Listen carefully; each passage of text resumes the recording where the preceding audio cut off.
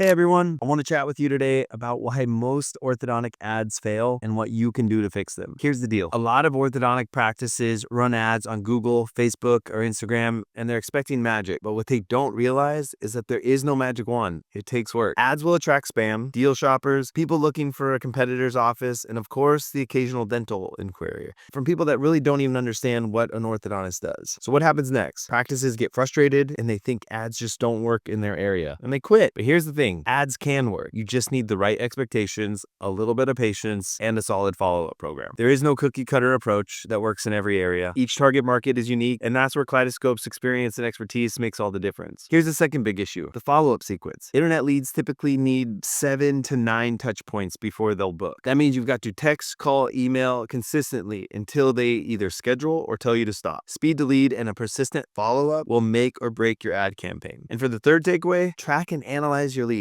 Knowing where the best leads come from and helps you optimize your ad spend and avoid wasting money on what doesn't work. An ads program needs to be trackable. So to sum it up, expect the junk. It's part of the process. Number 2, pursue every lead relentlessly. And number 3, track your results and refine as you go. If you nail these 3 things, you'll see better results with your ads and avoid the frustration that leads so many practices to quit too soon. I'm Stephen Bush. Thanks for watching.